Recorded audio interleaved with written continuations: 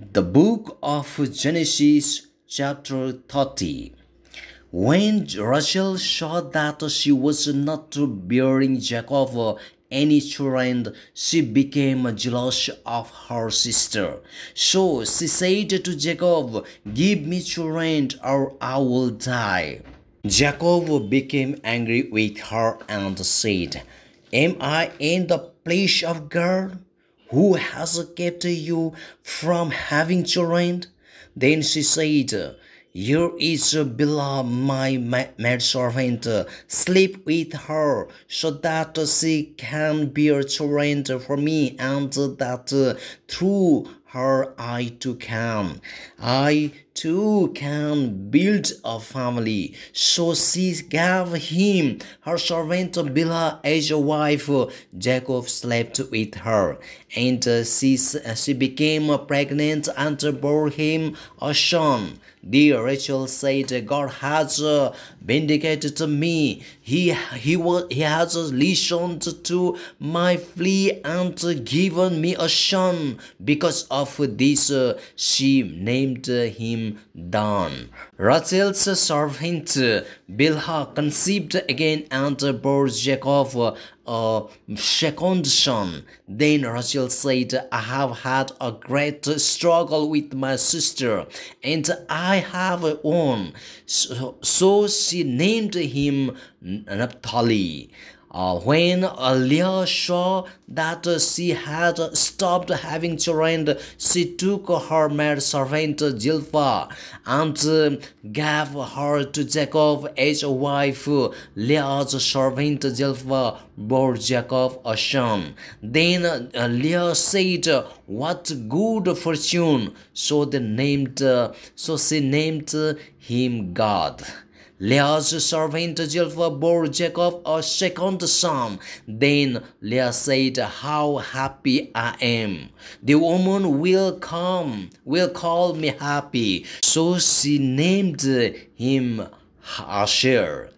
During wheat harvest, Reuben went out into the fields and found some mandrake plants, which he brought to his mother Leah. Rachel said to Leah, "Please give me some of your son's mandrakes."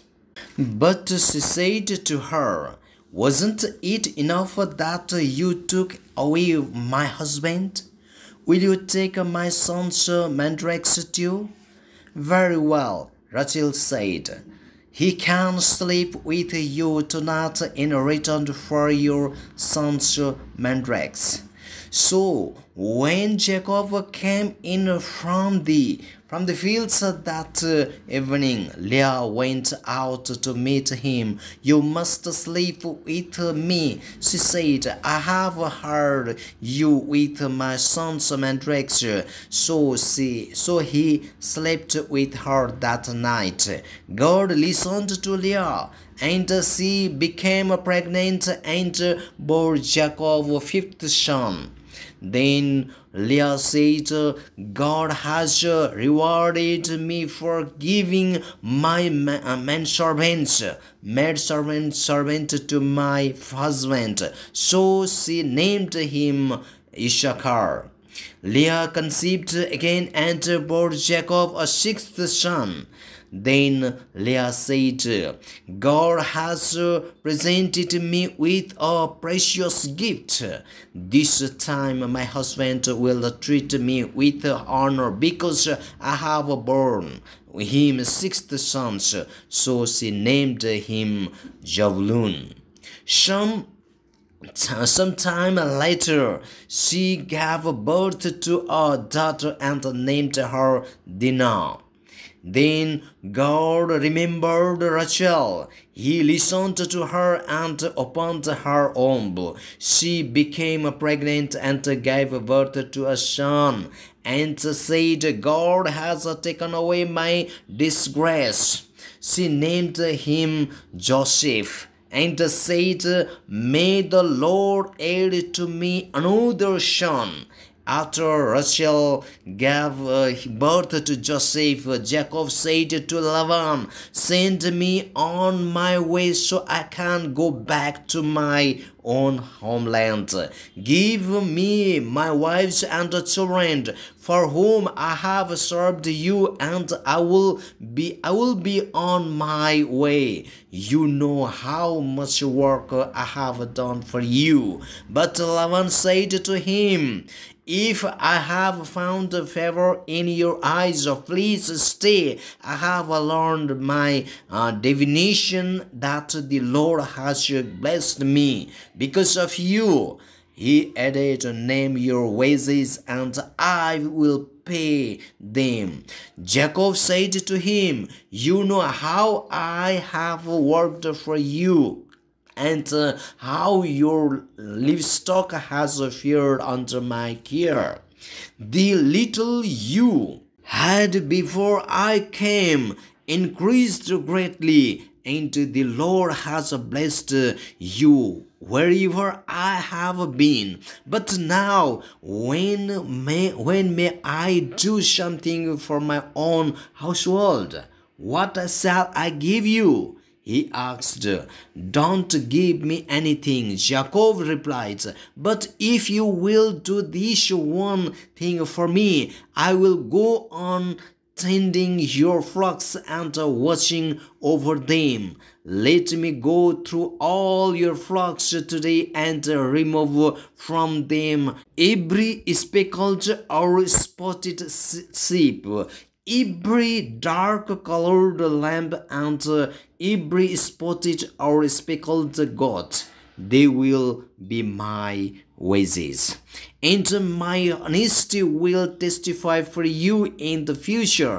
Whenever you check on the wages you have paid me, any goat in my possession that is not speckled or spotted, or any lamb that is not dark colored, will be considered stolen." "Agreed, agreed," said Laban. "Let it be as you have said." That same day he removed all the male goats that were streaked or spotted, and all the speckled or spotted female goats, all that had white on them, and all the dark-colored lambs, and he placed them in the care of his sons. Then he put a 3-day journey between himself and Jacob, while Jacob continued to tend the rest of Laban's flocks. Jacob, however, took fresh cut branches from poplar, almond, and plane trees, and made white strips on them by filling the dark and exposing the white inner wood of the branches.